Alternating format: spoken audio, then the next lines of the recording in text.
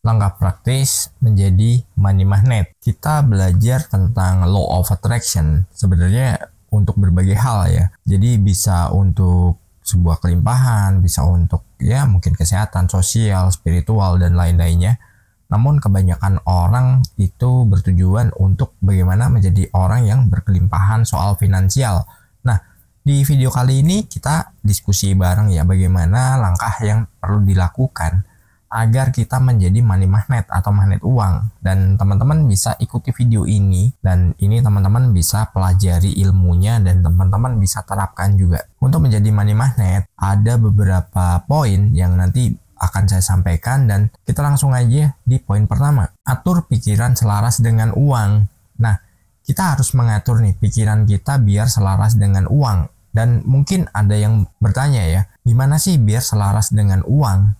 Ya, yang jelas gini, untuk selaras dengan uang ini juga punya getaran, kita juga punya getaran, jadi kita harus samakan frekuensinya. Jadi jangan pernah kita berpikiran itu tentang sebuah kekurangan, atau sulit, atau susah. Kita nggak boleh, pokoknya mungkin menilai, wah uang itu susah, uang itu nggak mudah didapatkan, dan uang itu sangat susah dicari. Nah, sebenarnya saya udah membahas ya, kita menjadi money maker, atau kita lakukan make money, bukan kita mencari uang, tapi kita menciptakan uang ataupun kita menciptakan peluang. Nah, dari situ nanti ketika kita udah selaras nih, ketika kita sudah menanamkan dalam pikiran kita bahwa uang itu mudah untuk didapatkan dan untuk dimiliki, dan nanti penggunaannya untuk apapun ya terserah Anda ya.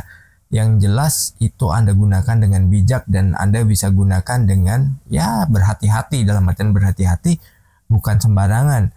Jadi Anda harus bisa menciptakan sesuatu yang itu bukan sebuah liability atau liabilitas. Karena apa? Dengan begitu nanti Anda akan semakin didatangi uang. Terus Anda juga punya prinsip bahwa uang ini sangat senang dengan Anda. Uang ini sangat ya pokoknya menghormati Anda, dan uang ini bisa menjadikan Anda sebagai orang yang selalu memiliki keberlimpahan. Dan itu sangat luar biasa banget ketika Anda sudah menerapkannya, Anda sudah menjalankannya, maka keselarasan ini akan otomatis dia berjalan. Coba bayangkan ketika Anda ini berpikiran bahwa Anda susah untuk mendapatkan uang, atau Anda ini merasa selalu kesulitan dalam menghasilkan uang, ya itu yang Anda tarik. Karena apa? Ya apa yang kita pikirkan, apa yang kita pancarkan dalam pikiran kita itu akan menjadi sebuah permintaan, dan itu akan kita wujudkan dalam realitas yang nyata. Kenapa sesuatu yang kita takutkan, atau sesuatu yang kita khawatirkan, atau bahkan sesuatu yang kita ragukan, itu justru cepat banget terwujud?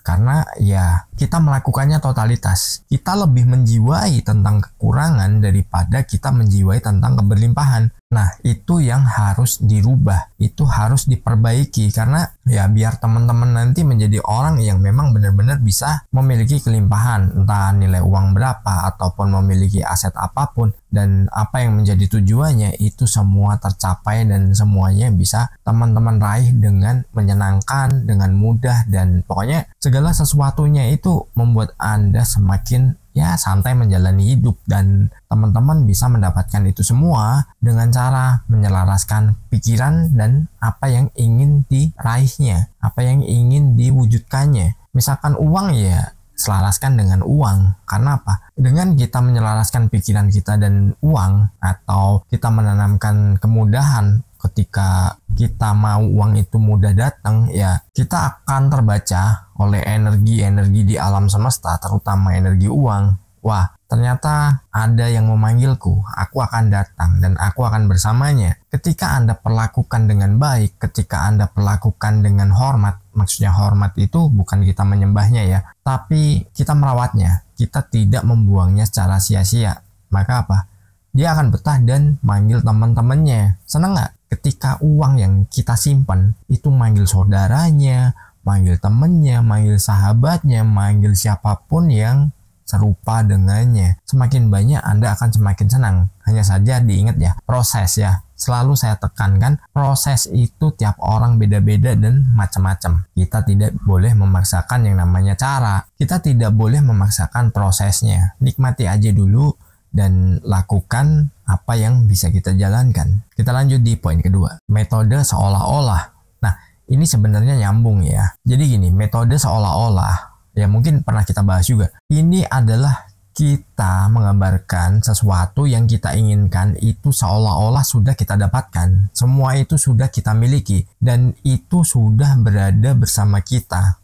Meskipun itu belum. Ketika kita udah rajin melakukan itu, maka yang terjadi apa? Mungkin ada sebuah tawaran atau sebuah peluang yang membawa Anda mungkin ke pekerjaan ataupun ke bisnis yang itu bisa aja tidak sesuai dengan apa yang teman-teman inginkan. Tapi dengan kekuatan seolah-olah tadi, ilmu seolah-olah yang udah kita gambarkan, kita memiliki, misalkan pengen punya duit ya mungkin berapa ya, terserah Anda. Ketika itu ada tawaran pekerjaan atau bisnis yang itu sebenarnya Anda tidak menyukainya atau Anda, wah kok beda sama yang aku harapkan, itu belum tentu tidak ada maksud dari Tuhan ya. Bisa aja itu gerbangnya, itu gerbang awal untuk Anda masuk nanti ya ketemu peluang-peluang baru, atau ternyata oh itu cuman untuk garis startnya aja. Ketika itu nanti udah keangkat, ketika itu sudah ya mungkin di tangga-tangga berikutnya, maka yang tadinya Anda gambarkan hanya seolah-olah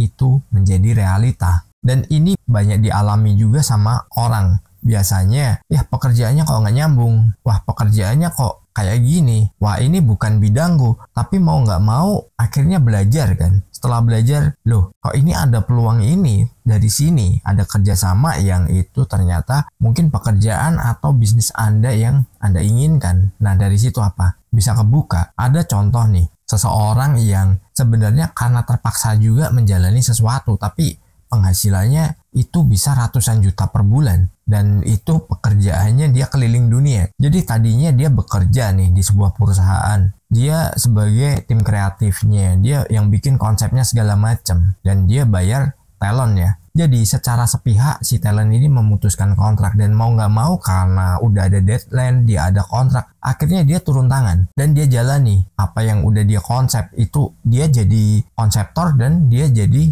talentnya sekalian. Nah dari situ apa? Loh ternyata kok nyaman, ternyata kok jalan gini, peminatnya banyak, dan akhirnya apa? Ya dia berusaha, setelah kontraknya habis dia berdiri sendiri dengan konsep yang sama yang udah dia bawa, dan itu sangat luar biasa banget. Dan saya ngecek penghasilannya itu lebih dari 200 juta per bulan, padahal pekerjaannya asik banget, jalan-jalan terus dapat duit, dan itu bukan sesuatu yang nggak mungkin. Jadi ketika Anda dapat peluang atau Anda dapat pekerjaan yang itu belum sesuai dengan minat Anda, terima dulu. Ketika Anda udah terima, nah dari situ terbukalah jalan yang akan membawa Anda semakin besar. Dan kita lanjut di poin ketiga, aksi. Nah sebenarnya nyambung ya.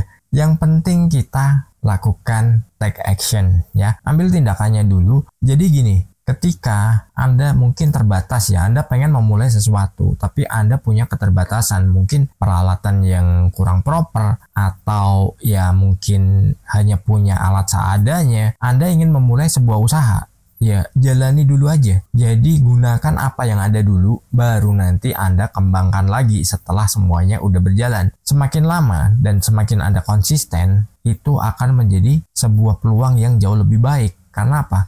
Itu yang akan membesarkan Anda. Sekecil apapun, jangan pernah menyerah pada keterbatasan ya. Sebenarnya banyak ya. Kalau saya mau cerita, saya pernah buka usaha dengan modal cuman berapa, dan akhirnya bisa naik, dan salah satu perusahaan yang dipandang karena mismanagement ya, karena ya pokoknya kerjasama yang sebenarnya saya sendiri yang teledor ya, bukan saya hambur-hamburkan, tapi memang ada kerjasama yang memang tidak menguntungkan bagi saya, dan itu yang membuat usaha itu jatuh dan nggak berkembang lagi, dan akhirnya apa, saya suntik mati. Jadi teman-teman, pokoknya pengen menjalankan apapun, mulai aja dari langkah kecil. Misalkan Anda berjualan, buat sesuatu yang beda. Ketika Anda sudah membuat sesuatu yang beda, maka hasilnya juga akan beda. Ketika itu semua udah Anda ciptakan, Anda akan menerima hasilnya. Tapi ingat ya, ada prosesnya. Semua nggak ada yang instan. Salam harmonis. Di layar kecil cerita dimulai, channel Kurai Mimpi, berisi inspirasi, bicara tentang mimpi yang tak pernah usai. Law of attraction, kunci meraih